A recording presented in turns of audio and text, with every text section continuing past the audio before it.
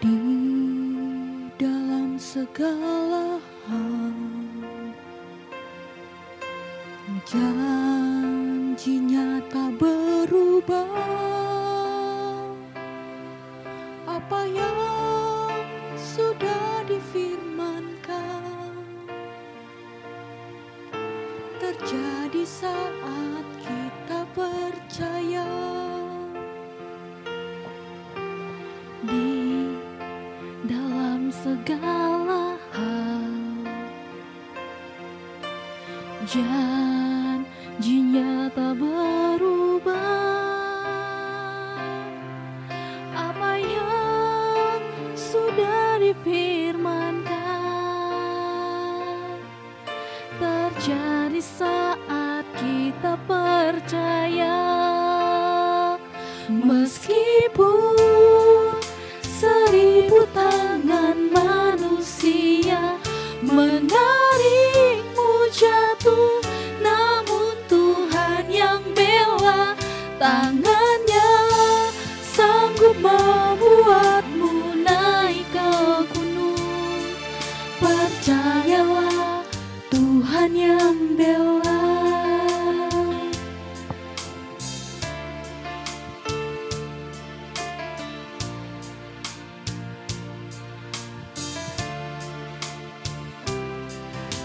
生命所有的情况中，他的应许永不变，他所说的每一句话语，只要相信就必定成就。纵然有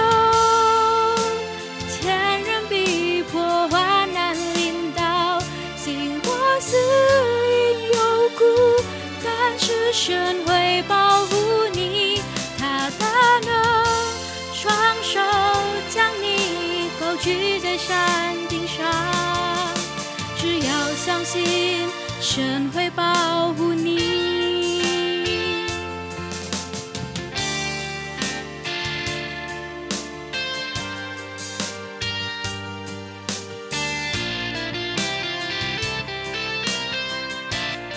Ada pelangi di setiap badan, dan ada tawa di setiap air mata. Ada berkat di setiap cobaan, dan jawaban di setiap doa.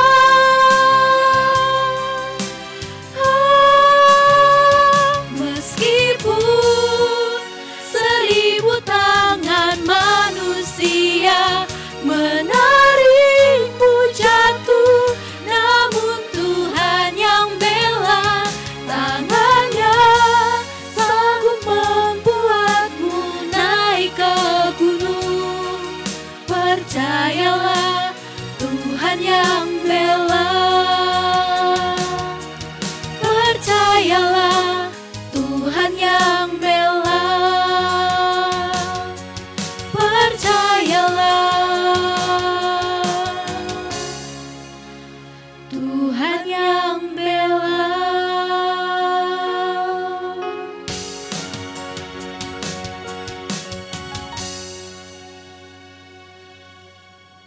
Shalom, apa kabar Bapak Ibu sekalian dikasih Tuhan? Kembali pada hari ini kita berkumpul bersama, kita berjumpa bersama dan menikmati sebagian dari firman Tuhan. Sekaligus merupakan kelanjutan dari apa yang telah saya bahas beberapa waktu yang lalu Bapak Ibu. Saat ini juga saya sedang berada di salah satu ruangan sekolah minggu kita, ya, kelas Madya 2, itu samping dari ruang ibadah kita Bapak Ibu. Jadi biar kita juga bisa melihat seperti inilah kondisi, ya, dari ruangan kelas sekolah minggu kita. Jadi ya, kita semua bisa mengenal lebih jauh gereja kita dan bisa lebih mencintai. Pada waktu itu, masuklah 2 orang perempuan sundal menghadap raja. Lalu mereka berdiri di depannya. Kata perempuan yang satu, "Ya Tuanku, aku dan perempuan ini diam dalam satu rumah. dan aku melahirkan anak pada waktu dia ada di rumah itu. Kemudian pada hari ketiga sesudah aku, perempuan ini pun melahirkan anak. Kami sendirian, tidak ada orang luar bersama-sama kami dalam rumah. Hanya kami berdua saja dalam rumah. Pada waktu malam, anak perempuan ini mati karena ia menidurinya. Pada waktu tengah malam ia bangun, lalu mengambil anakku dari sampingku. Sementara hambamu ini tidur, dibaringkannya anakku itu di pangkuannya. Sedang anaknya yang mati itu dibaringkannya di pangkuanku. Ketika aku bangun pada waktu pagi untuk menyusui anakku, tampaklah anak itu sudah mati. Tetapi ketika aku mengamat-amati dia pada waktu pagi itu, tampaklah bukan dia anak yang kulahirkan. Kata perempuan yang lain itu. Bukan, anakku lah yang hidup dan anakku lah yang mati. Tetapi perempuan yang pertama berkata pula. Bukan, anakmu lah yang mati dan anakku lah yang hidup. Begitulah mereka bertengkar di depan raja. Lalu berkatalah raja. Yang seorang berkata, anakkulah yang hidup ini dan anakmulah yang mati. Yang lain berkata, bukan, anakmulah yang mati dan anakkulah yang hidup. Sesudah itu raja berkata, ambilkan aku pedang. Lalu dibawalah pedang ke depan raja. Kata raja, penggalah anak yang hidup itu menjadi dua, dan berikanlah setengah kepada yang satu, dan yang setengah lagi kepada yang lain. Maka kata perempuan yang empunya anak yang hidup itu kepada raja, sebab timbullah belas kasihannya terhadap anaknya itu, katanya, Ya Tuanku, berikanlah kepadanya bayi yang hidup itu. Jangan sekali-kali membunuh dia. Tetapi yang lain itu berkata, supaya jangan untukku ataupun untukmu. Penggalah. Tetapi raja menjawab, katanya, berikanlah kepadanya bayi yang hidup itu. Jangan sekali-sekali membunuh dia. Dia itulah ibunya. Ketika seluruh orang Israel mendengar keputusan hukum yang diberikan raja, maka takutlah mereka kepada raja, sebab mereka melihat bahwa hikmat daripada Allah ada dalam hatinya untuk melakukan keadilan. Bapak yang kasih Tuhan, tadi sudah dibacakan ya ayat firman Tuhan dari 1 Raja-Raja 3 pasal 16 dan ayat 16 dan sekitarnya. Nah, kita sudah belajar di beberapa waktu yang lalu bahwa Salomo memohon hikmat dari Tuhan. Hikmat bukan kekayaan, bukan menang atas musuh dan sebagainya, tapi dia memohon hikmat karena dia mau memimpin umat pilihan Tuhan. Ya, itu kita sudah belajar beberapa waktu lalu dan mungkin bisa di-searching videonya di YouTube ini. Hari ini kita mau membahas kelanjutan dari kisah Salomo yang meminta hikmat tersebut. Ya. Karena kadang-kadang kita seakan-akan mencampur adukan pengertian dari hikmat dengan kepintaran. Karena kalau kita baca sekilas dan kita mendengar tadi ayat yang dibacakan, ini bicara soal kehebatan, kepintaran, kecantikan seorang Salomo, kan? Ketika dia menantang sama dua perempuan yang berebut anak itu. Ya, potong aja lah lebih bagus. Itu sangat logis, sangat brilian. Daripada memutuskan ini, si ini nggak suka, memutuskan si ini nggak suka, udah bagi dua aja. Itu sangat logis, sangat brilian. Ya. Dan lebih brilian lagi adalah ketika salah satu dari perempuan yang berebut itu menunjukkan, membongkar topengnya sendiri, bukan? Bahwa ini bukan anaknya, karena ibu mana yang tega, ya, membiarkan anaknya dibagi dua, dibelah dua, ya kan? Itu kan sama aja melihat tega menyaksikan putranya mati dengan mengenaskan karena dipotong dua, ya kan? Nggak ada seorang ibu yang bertindak demikian. Maka ini kecerdikan atau mungkin kelihayan, kepintaran seorang Salomo. Nah, mungkin kita bisa jatuh langsung dalam pemahaman demikian. Dan sayangnya Bapak Ibu, itu adalah pemahaman yang, maaf kata, keliru. Hikmat tidak sama dengan kepintaran. Hikmat tidak sama dengan brilian. Tidak sama. Jadi apakah hikmat itu? Nah, Bapak Ibu dikasih Tuhan, ketika kita membaca atau kita mendengar tadi pembacaan firman Tuhan tentang Salomo, maka kita bisa menarik suatu gambaran besar tentang apa yang sebenarnya terjadi di sana. Ya, kalau kita berkata ini hanya sekedar kepintaran, hanya sekedar brilian saja, maka semua orang juga mungkin bisa berpikir hal yang sama. Semua orang mungkin bisa memiliki kepintaran masing-masing, ya kan? Kita mungkin bisa melihat satu peristiwa dari berbagai perspektif atau sudut pandang yang berbeda. Dan mungkin apa yang saya lihat sekarang berbeda dengan yang Bapak Ibu lihat. Nah, kalau gitu siapa yang pintar? Saya nggak bisa bilang, saya lebih pintar dari Anda, keputusan Anda salah atau Anda bodoh. Tidak bisa. Karena saya melihat dari perspektif ini, sudut pandang ini, Bapak Ibu mungkin melihatnya dari sudut pandang yang berbeda. Tetapi yang terjadi dalam cerita Salomo ini adalah bukan soal kepintaran sekali lagi, tapi soal bagaimana memanfaatkan atau menggunakan kepintaran tersebut. Nah, ini yang harus kita bahas dan kita teliti lebih dalam pada saat ini. Kenapa? Karena sekali lagi, yang namanya kepintaran semua manusia, ya, yang mungkin lahir dari keluarga yang ya mungkin bukan kaya tapi cukup memahami gitu ya kebutuhan anak gitu, maka kita pasti diberikan gizi yang ya apa yang tidak cukup lah, kurang ya kurang sedikit apa. Maka kalau bilang kepintaran, semua kita pasti memiliki, meskipun dari sekali lagi dari sudut pandang berbeda-beda. Tapi yang menjadi masalah adalah begitu banyak orang yang salah dalam menggunakan kepintarannya, bukan? Yang salah, yang keliru dalam menggunakan kepintaran atau brilian yang dimiliki. Nah, ini yang menjadi sudut pandang utama dari kitab 1 Raja Jaya 3 ini. Ya, ketika dia menggambarkan seorang Salomo yang baru saja meminta hikmat dari Tuhan, maka penulis kitab ini menunjukkan bahwa bukan hanya kepintaran yang dia punya, yang dia exercise, yang dia manfaatkan, tapi Salomo lebih dari itu. Dia mampu bertindak secara bijaksana. Maka hikmat biasa disambung dengan kata kebijaksanaan. Ya, itu tepat sekali, karena bijaksana bukan berarti pintar, tapi bijaksana artinya mampu mengaktualisasikan, mampu menggunakan kepintaran pada saat yang tepat dan di waktu yang tepat, ya, pada peristiwa yang tepat di waktu yang tepat. Nah, ini yang menjadi masalah Bapak Ibu. Kenapa? Karena ketika penulis kitab Raja-Raja ini menulis kehebatan Salomo dalam memecahkan satu masalah yang besar ini, ya, maka kalau kita melihat dari sepanjang kehidupan Salomo, sungguh sangat miris, sangat mengerikan ya. Nanti Bapak Ibu bisa baca sendiri di rumah bahwa Salomo ini memang raja yang sangat luar biasa karena diberi hikmat oleh Tuhan, ya, dia diberi kebijaksanaan oleh Tuhan. Akhirnya dia bisa membangun Israel menjadi bangsa yang masyhur, lebih hebat dari bapaknya si Daud. Jauh lebih hebat. Inilah titik puncak kemasyhuran bangsa Israel di tangan Raja Salomo. Tapi apakah dia selalu berhikmat dalam masa hidupnya? Ini menjadi masalah. Nanti Bapak Ibu bisa baca sendiri di rumah. Betapa Salomo pada akhir hidupnya justru bertindak terbalik. Dia sangat pintar.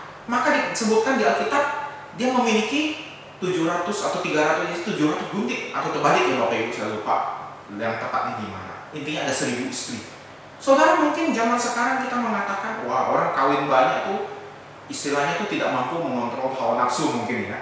Atau kita mengatakan ini orang kegenitan. Ya, ini orang apa, hidung belang mungkin atau dan sebagainya. Sebenarnya bukan ke situ Bapak Ibu. Jangan lupa di zaman itu ya, seorang raja itu bukan dinilai dari berapa banyak bisa, maaf kata, menghamili istri-istrinya. Ya, kan kalau punya istri satu ya mungkin minimal 1 anak, 7 istri 7 anak, kira-kira demikian kali ya. Ya, jadi kalau bisa gitu sampai ada orang mengatakan enak ya punya istri 7, setiap hari 1 istri gitu ya, mengunjungi 1 istri. Bukan kesana poinnya kalau di zaman Raja Salomo. Ya, di zaman itu mengawinkan antar kerajaan itu lebih bertujuan politik, lebih bertujuan merekatkan hubungan antar kedua negara atau kedua kerajaan. Jadi kalau Salomo punya 1000 istri dan gundik, itu bukan berarti dia mungkin kegenitan atau apa, saya rasa bukan ke situ poinnya. Tapi kepintaran, kehebatan dia menggunakan akal yang Tuhan berikan, sehingga di kerajaan Israel dikatakan begitu makmur, begitu aman, begitu tenteram. Jadi poinnya di situ, bahwa dengan kepintaran dia bisa membawa semuanya itu makmur, semuanya itu tenang. Seorang pemimpin yang brilian, yang hebat, memang karena dia minta hikmat dari Tuhan. Tapi sayangnya, hikmat yang dia terima dari Tuhan tidak dia exercise dengan baik. Sehingga pada akhirnya kita melihat justru 1000 istri dan guntingnya itulah yang akan menyeret dia masuk dalam dosa besar. Itu apa? Sinkretisme. Mereka menyembah Yahweh, tapi juga menyembah apa yang tidak mengizinkan. Istri-istrinya itu memiliki dewa masing-masing dan dibuatkan kayak mesbah sesembahannya. Maka saya sudah sampaikan waktu lalu bahwa kalau kita membaca di kitab Raja-Raja ada kata-kata bukit-bukit pengorbanan, itu merupakan suatu lembah atau suatu tempat di mana setiap istri itu memiliki mesbah tersendiri untuk dewanya sendiri. Ya, jadi ada dewa Asitoret, dewa Baal, dewa Dagon dan sebagainya. Ya, ada dewa Ra dari Mesir dan sebagainya. Jadi banyak sekali dewa-dewa itu dan ada mesbahnya sendiri. Ya, ada penyembahan dari Tuhan sendiri. Dan inilah yang dibenci oleh Tuhan, bukan? Makanya meskipun Salomo bisa membawa Israel pada masa kejayaannya, tapi belum tentu kejayaan itu berasal dari Tuhan. Buktinya apa? Mereka justru mengalami kemerosotan rohani. Sehingga ketika nanti anaknya Rehabeam menjadi raja dan terpecah kerajaan Israel oleh Yerobeam, panglima perangnya Rehabeam, itu hanya merupakan titik puncak dari apa yang sudah terjadi. Titik puncak dari apa yang sudah dimulai oleh sang raja Salomo sendiri. Yang ketika dalam hikmatnya yang begitu hebat, dia bisa menjawab permasalahan pelik dari 2 orang ibu yang berebut anak. Tapi kemudian dia gagal untuk memanfaatkan hikmatnya itu untuk terus memuliakan Tuhan. Nah, Bapak Ibu kasih Tuhan, dari cerita ini kita bisa melihat ada beberapa hal yang boleh kita petik pelajaran. Yang pertama, kita harus ingat bahwa setiap kepintaran, hikmat, semua kebijaksanaan yang kita punya itu hanya berasal dari Tuhan. Dan hanya bisa kita punya jika Tuhan mengizinkan. Ya, maka itu harus ingat Bapak Ibu bahwa setiap kepintaran, hikmat yang kita punya, kebijaksanaan yang kita punya, itu berasal dari Tuhan dan itu harus kita kembalikan kepada Tuhan. Nah, kadang-kadang ini mungkin yang kita luput Bapak Ibu. Ya, kita mungkin ya pintar berdagang, kita berhikmat dalam mengelola keuangan, kita mungkin hebat dalam segala macam aspek ya, masing-masing aspek di hidup kita. Ya, ada yang hebat di bidang ini, ada yang hebat di bidang itu dan sebagainya. Tapi terkadang kita lupa bahwa itu berasal dari Tuhan dan harus kita pertanggungjawabkan kembali kepada Tuhan. Salomo ketika diberi hikmat, dia meng-exercise-nya untuk suatu hal yang benar, menjawab permasalahan 2 ibu ini sekaligus untuk memuliakan Tuhan. Karena dikatakan di bagian akhir kan, ayat 28, ketika seluruh orang Israel mendengar keputusan hukum yang diberikan raja, maka takutlah mereka kepada raja, sebab mereka melihat bahwa hikmat daripada Allah ada dalam hatinya untuk melakukan keadilan. Ketika bangsa Israel mendengar cerita hikmat Salomo dalam memutuskan perkara 2 perempuan ini, mereka memuliakan Tuhan. Nah, pertanyaannya, ketika orang yang melihat kita dalam menggunakan hikmat yang Tuhan berikan, menggunakan kepintaran, skill yang Tuhan berikan, mereka memuliakan Tuhan atau malah mencemooh Tuhan? Mereka memuliakan Tuhan, memuliakan kita, wah ini Pak Yosef yang hebat, atau memuliakan Tuhan atau menghina Tuhan. Oh, ternyata ini ya, nah, yang namanya orang Kristen ya, ke gereja nampak soleh, nampak sungguh-sungguh, tapi tukang tipu-tipu juga misalnya gitu ya. Saya nggak tuduh salah satu dari Anda, tapi kan kita sering mendengar juga kan, ada yang berkata justru bisnis sama orang Kristen, sesama orang percaya justru malah makan hati. Lebih enak berbisnis dengan orang tak percaya, mereka lebih jujur, lebih apa, lebih takut dan sebagainya. Mungkin Anda pernah mendengar, saya sih sering mendengar seperti itu ya Bapak Ibu ya. Jadi apakah dengan kepintaran, skill, hikmah yang Tuhan berikan ke kita, kita gunakan balik untuk memuliakan Tuhan atau tidak? Itu harus kita pertanyakan di hidup kita. Jangan kita makin hebat, karir kita makin meningkat, makin kaya, makin banyak properti, makin banyak harta, makin dihormati orang, disegani orang, jadi tokoh masyarakat, mungkin dipercaya menjadi pemimpin masyarakat, tapi orang tidak memuliakan Tuhan. Justru orang mencemooh Tuhan karena melihat kita. Salomo mengexercise hikmah yang Tuhan berikan dengan baik. Dan bangsa Israel memuliakan Tuhan karena melihat dia. Tapi ketika di ujung hidupnya, justru bangsa Israel menjadi bangsa yang tegar tengkuk, keras kepala. Kenapa? Mereka sudah terbiasa hidup di dalam penyembahan yang bersifat sinkretistik atau mencampur adukkan kepercayaan. Mereka katanya sembahannya sembahlah Tuhan Allahmu, Tuhan Allah kita, Tuhan itu Esa, atau Tuhan itu hanya satu-satunya, nggak ada Tuhan yang lain. Tapi di sisi lain kita lihat bahwa ada bukit pengorbanan yang diberikan Salomo untuk istri-istrinya. Jadi akhirnya mereka terbiasa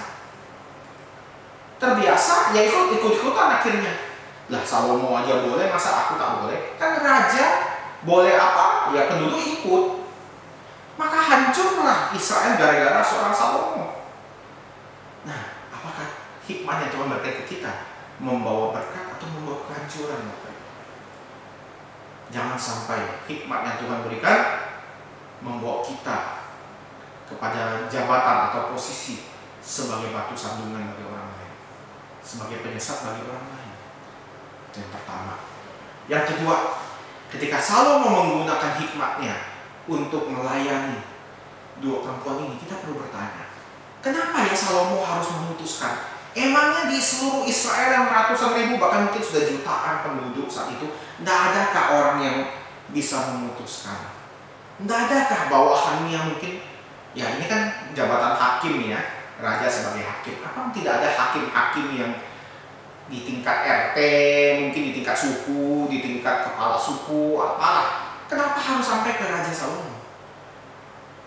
Saya rasa jawabannya bukan begitu ya. Saya percaya pasti banyak hakim yang pintar, banyak hakim yang boleh dikatakan bisa memutuskan dengan baik gitulah ya masalahnya. Tapi kenapa sampai ke Raja Salomo? Harus sampai ke tangan dia. Ya, Raja Salomo ini raja ya Bapak Ibu, bukan pengangguran.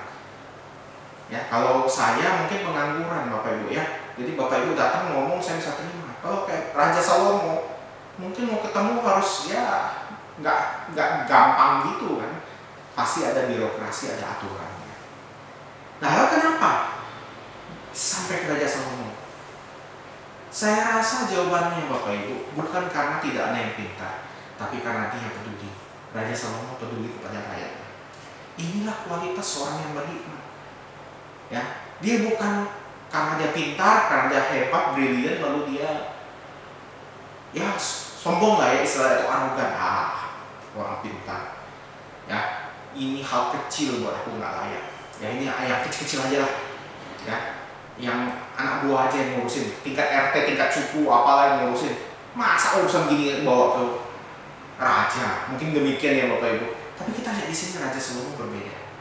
Dia bukan menjadi raja yang arogan dengan kepintaran, dengan hikmatnya, tapi justru dia sangat peduli dengan rakyatnya. Kalau tidak, dari mana dia bisa tahu tentang kisah ini? Kan hal kecil Bapak Ibu ya. Kalau kita baca, dua perempuan ini kan perempuan sundal atau pelacur bangsa kami. Enggak, kita nggak tahu ini pelacur, benar-benar pelacur yang menjajakan diri atau pelacur di salah satu kuil penyembahan. Jangan lupa Bapak Ibu, zaman dulu ada dewa-dewa tertentu yang disembah dengan cara amoralitas atau sesuatu yang tidak bermoral, yang berbau seksualitas. Ya, ada dewa yang disembah waktu ritual penyembahnya harus ada, maaf kata, hubungan seks dan sebagainya, yang bebas suka-suka gitu ya. Dan disediakan pendeta-pendeta atau perempuan-perempuan yang dibawa jadi pendeta, diangkat jadi pendeta, tugasnya adalah melayani. Ya, melayani ya amoralitas dari warga atau penyembah yang datang gitu ya. Jadi zaman dulu yang disebut perempuan sundal belum tentu artinya pelacur yang kayak sekarang kita pahami PSK gitu, belum tentu. Bisa juga nih pendeta, tapi kita nggak tahu dalam kasus ini dua perempuan ini pelacur, PSK atau pendeta tadi, kita nggak tahu. Yang jelas ini duanya cuman orang biasa, bahkan orang rendah di mata kita ya kan, perempuan sundal. Siapa yang mau ngurusin PSK kan? Ya, mungkin banyak orang nggak mau, termasuk zaman itu. Tapi Salomo bisa tahu, berarti dia peduli. Maka apa yang dikasih Tuhan, hikmah yang Tuhan berikan, seharusnya membuat kita semakin rendah hati melayani. Itu poin kedua. Kalau kita mendapat hikmat dari Tuhan, mendapat kepintaran, justru kita gunakan untuk melayani Tuhan, harus lebih humble, lebih mau turun. Zaman sekarang banyak sekali orang mau jadi raja, ya, mau jadi raja kecil, Bapak Ibu ya. Tidak ada yang mau merendah. Pasti semua, termasuk kita, mungkin saya juga termasuk, susah untuk merendah. Dan inilah satu tamparan bagi kita semua ketika kita membaca kisah Raja Salomo. Ketika dia dipenuhi hikmat Tuhan, dia mau rendahkan diri, melayani. Bahkan 2 perempuan sundal yang gak ada harganya di mata masyarakat mungkin ya, itu pun dia mau layani. Nah pertanyaannya, siapa yang sudah kita layani selama ini? Orang kebanyakan melayani orang lebih tinggi dari dia. Kenapa? Ya supaya mendapat kredit poin, bukan? Coba menjadi pembantu presiden. Padahal istilahnya pembantu, jelek ya istilahnya, yang masih menteri ya menteri gitu ya. Tapi menteri itu pembantu presiden. Coba lihat apakah banyak orang mau jadi pembantu, Bapak Ibu? Kalau mau silahkan daftar ke saya butuh pembantu banyak, Bapak Ibu ya. Gereja ini butuh pembantu banyak. Saya rasa nggak ada yang mau ya. Tapi menjadi pembantu presiden, banyak orang bukan hanya berbondong-bondong, sikut kanan sikut kiri mau jadi pembantunya presiden. Kenapa? Prestis. Nah ya, keren pembantu presiden Jokowi. Ya, pembantu, padahal pembantu ya. Menteri itu pembantu presiden. Maka presiden itu suruh-suruh aja, tukang marah-marah ya kan. Presiden marah-marah aja, kau kerja tak becus, pecat kau keluar. Itu karena dia memang pembantu, statusnya itu di bawah. Tapi orang lebih suka menjadi pembantu presiden daripada membantu orang lain, bukan? Kenapa? Karena kalau membantu presiden kita dapat kredit poin. Presiden senang dengan kita dipercaya, bangga. Proyek kita bisa jalan, mungkin ya, atau mungkin makin terkenal ya, usaha kita makin, kalau kita rintis usaha orang nggak keburu kenal. Oh ini Yosef nih mantan menterinya Jokowi nih kan, wah lebih gampang sekarang. Orang melayani karena dia butuh sesuatu atau karena dia ingin sesuatu, maka dia rela melayani. Tapi melayani Tuhan yang lebih besar dari presiden, lucunya nggak banyak orang yang mau, Bapak Ibu. Di gereja ini, Bapak Ibu, mau cari guru sekolah minggu aja susah. Cuma guru sekolah minggu, Bapak Ibu. Mau cari pengurus komisi susah. Nggak percaya, tanya pengurusnya. Cari majelis susah. Padahal kita ada 200 orang lebih loh di gereja ini. Anggaplah yang aktif 100-an. Dari 100 orang ini susah. Itu masih yang lebih, jabatan yang ada prestisnya, tanda kutip. Apalagi kalau disuruh melayani yang mungkin kepada masyarakat, kita mungkin lebih enggan. Dan ini suatu tamparan bagi kita bahwa orang berhikmat seperti Salomo, dia bersedia turun melayani. Yesus sendiri pun sebagai Allah yang memiliki hikmat, dia rela turun melayani kita. Kita lihat apa yang dia lakukan Yesus ketika dia hidup di dunia. Melayani di istana, tinggal tunggu laporan, tidak, dia datang sendiri. Bahkan orang gila yang di Gerasa atau di Gedara itu ya, dia layani orang gila, saudara. Bukan cuma orang waras, orang gila pun dilayani. Ya, kita harus belajar. Saya nggak mengatakan kita harus sama, mungkin berat ya. Saya pun sendiri tidak bisa langsung melakukannya. Jadi saya nggak berani ngomong supaya saya nggak dicap ngomong doang gitu ya, Bapak Ibu ya. Ngomong itu gampang ya kan. Tapi kita harus belajar. Sama seperti yang dilakukan Salomo, dilakukan Tuhan Yesus kita. Rela melayani. Nah, mari kita mulai dengan langkah sederhana, Bapak Ibu. Melayani dulu di gerejamu ini. Sudah belum engkau melayani di gerejamu? Bukan hanya pelayanan mimbar, pelayanan persembahan nyambut tamu, tapi melayani lebih. Kita untuk pembangunan gereja, kita bisa melayani di sana. Kita ada di bidang-bidang sosial atau apa itu namanya, saya lupa itu ya, bagian diakonia, diakonia, membantu orang yang kesusahan. Zaman sekarang banyak anggota gereja kita yang mungkin mengalami dampak dari corona. Kita mungkin termasuk. Tapi kalau kita masih diberkati Tuhan, kenapa kita tidak melayani mereka? Ya kan? Masih banyak pelayanan lain. Doa, itu pelayanan besar, Bapak Ibu. Cuman orang nggak mau, kenapa? Dianggap aja tunduk kepala, lipat tangan. Itu bukan doa. Doa itu bukan hanya itu. Doa itu lebih dari itu. Dan kita butuh pendoa syafaat buat gereja kita. Ya, apalagi kita banyak sekali orang-orang tua yang di masa corona ini terpaksa mereka tak bisa ke gereja. Kita bisa layani mereka juga, memberi perhatian dan lain sebagainya. Banyak sekali Bapak Ibu yang bisa kita lakukan di bidang kita masing-masing. Kita nggak usah semuanya kita kerjakan, nggak usah. Saya di bidang saya yang sebagai pengajar, di bidang saya yang melayani, di bidang pemahaman Alkitab, di bidang pemahaman penggalian Alkitab, saya layani. Nanti nggak lama kita akan coba susun lagi kelas-kelas pembinaan. Saya melayani di sana, saya memberikan waktu saya yang terbesar di sana, dan saya masih mengajar juga di STT. Jadi saya nggak usah menganggap semuanya, karena saya ngomong urus ibu-ibu maka saya harus urus ibu-ibu. Nggak usah. Masing-masing kita kerjakan bagian kita. Intinya cuma satu, rela nggak melayani. Itu aja. Ambil satu peran terkecil, satu saja. Nggak usah 2, nggak usah 3. Nggak usah mau tahu semuanya. Saya mau pembangunan, saya mau urus orang tua, saya mau ini itu. Nggak usah. Satu saja bagian yang Anda pakai, yang Anda layani. Itu sudah cukup melayani Tuhan.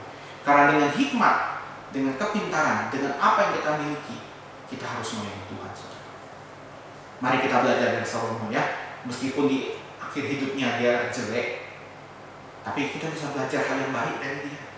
Saya ulangi yang pertama, kita harus ingat, hikmat, kepintaran, apapun yang kita miliki dari Tuhan itu berasal dari dia, dan harus kita pertanggungjawabkan kembali pada dia. Maka mari kita gunakan untuk memuliakan Tuhan. Yang kedua, dengan hikmat, dengan kepintaran, dengan apapun yang kita miliki, kita harus humble, turun melayani sesama. Jangan kita hanya duduk saja, tapi mari kita melayani di bagian yang paling kecil. Saudara nggak bisa apa-apa, bisa berdoa pasti ya. Jangan bilang nggak bisa berdoa juga. Kalau nggak bisa berdoa juga, mungkin Anda harus dikatekisasi ulang, atau Anda harus diinjili ulang, Bapak Ibu ya. Doa saja tidak bisa, wah itu kacau. Minimal kita perlu pendoa syafaat untuk gereja kita. Mari bergabung bersama, jangan jadi jemaat yang pasif. Ayo kita melayani satu saja bidang terkecil. Tidak usah kuasai semua. Saya jujur, saya tidak kuasai semua. Saya hanya bisa mengajar. Saya mengajar dengan baik. Saya nggak bisa memperhatikan orang. Saya tidak perhatikan. Silakan rekan lain yang melakukan bagiannya. Satu saja bagian, maka Anda sudah memuliakan Tuhan. Dan Anda sudah berguna bagi sesama, menjadi berkat bagi sesama. Mari kita lakukan ini, dan Tuhan berkati GKI Pekanbaru. Ayo kita tundukkan kepala, kita berdoa. Kami sungguh bersyukur, berterima kasih Tuhan karena firman-Mu yang boleh kami nikmati bersama kembali, bercerita tentang Salomo, betapa kami harus belajar seperti dia, dengan hikmat yang Tuhan berikan bagi dia, dengan kepintaran, dengan segala sesuatu yang Tuhan berikan pada dia lakukan untuk memuliakan Tuhan. Sehingga ketika ia melayani Tuhan melalui peristiwa 2 perempuan sunggal yang berebut anak ini, nama Tuhan dimuliakan. Bangsa Israel takut, gentar memuliakan Tuhan karena apa yang mereka lihat dari hikmat yang dipertontonkan oleh Salomo. Terima kasih Tuhan, kami juga belajar supaya kami bisa menggunakan segala hikmat, segala skill, kemampuan kami untuk memuliakan Tuhan. Sehingga orang yang berjumpa dengan kami, mereka memuliakan Tuhan yang kami sembah. Bukan memuliakan diri kami, apalagi menghina nama Tuhan karena apa yang kami lakukan. Dan kedua, kami belajar Tuhan, Salomo sebagai raja, dia mau humble. Ketika hikmat yang Tuhan berikan dia gunakan dengan baik, maka dia mau humble, melayani sesama. Bahkan 2 perempuan sunggal yang tidak berarti pun dia melayani. Tuhan, kami belajar supaya kami juga bisa memiliki hati yang humble seperti dia. Kami boleh mengambil bagian dalam pelayanan di gereja di Tuhan. Kami boleh mengambil pelayanan dalam pekerjaan Tuhan GKI Pekanbaru. Banyak hal yang bisa kami lakukan, dan kami cukup mengambil satu saja peran kecil, maka Tuhan akan dimuliakan oleh apa yang kami lakukan. Berkati kami Tuhan, kami punya semangat yang sama, punya kerinduan yang sama, supaya kami boleh menggunakan hikmat, kepintaran, skill yang Tuhan berikan kepada kami untuk memuliakan Tuhan, melayani sesama dengan rendah hati. Tuhan, hamba berdoa untuk segenap warga jemaat simpatisan GKI Pekanbaru. Berkati kami semua Tuhan, khususnya ketika pandemi corona makin mendekati kami semua. Kami menjadi zona merah. Kami semakin mendengar berita orang-orang kami kenal sudah terkena positif corona. Kami berdoa Tuhan, berikan kami hikmat, berikan kami kekuatan, biar kami tidak takut, tapi juga kami tidak sembrono Tuhan. Kami boleh menjaga diri dengan baik. Kami boleh menggunakan hikmat Tuhan supaya kami tidak tertular corona.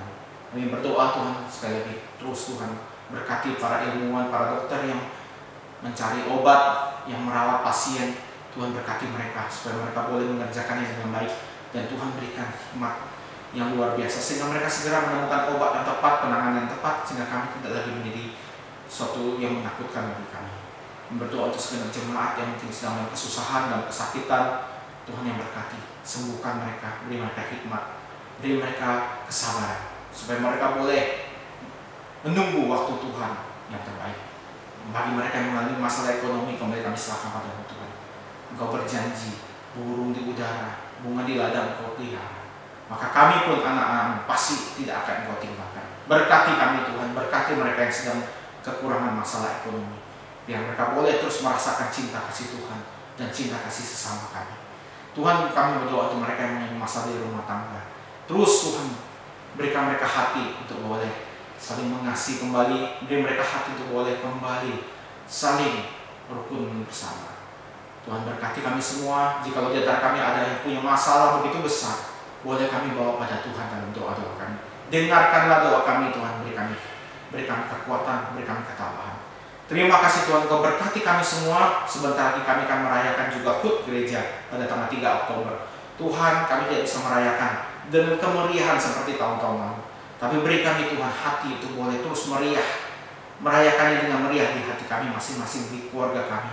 Dan kami harus ingat bahwa ulang tahun gereja bukan soal kemeriahan, bukan soal makan-makan, bukan soal acara, tapi bagaimana kami semakin diingatkan melayani Tuhan, dan kami boleh terus melayani, berkobar-kobar setia pada Tuhan. Terima kasih Tuhan, dengarkanlah doa kami, dalam nama Tuhan Yesus kami berdoa. Amin. Bapak Ibu kasih Tuhan, kembali kami mengundang Bapak Ibu jika ada yang punya info atau punya data-data tentang jemaat yang mungkin sedang sulit, mengalami sakit, sulit ekonomi dan lain sebagainya, silakan beritahu gereja ya, majelis, Bu Suci, Pastor Kakak, siapapun ya, silakan boleh Anda berikan ke kami informasinya. Dan kalau ada pokok-pokok doa yang perlu didoakan secara serius ya, mungkin hal yang benar-benar serius yang perlu didoakan dengan lebih sungguh-sungguh, silakan juga memberitahu kami ya. Sampai jumpa dengan kesempatan. Jangan lupa kita ada doa Rabu malam ya, secara Zoom. Kita ada ibadah hari Minggu. Jangan kita sia-siakan kesempatan ini ya. Jangan karena corona lalu kita menjauh juga dari Tuhan. Nah, mari kita terus rajin, giat mengikut Tuhan, karena di dalam pelayanan Tuhan jerih payahmu tidak sia-sia. Sampai jumpa Bapak Ibu sekalian. Tuhan berkati kita semua.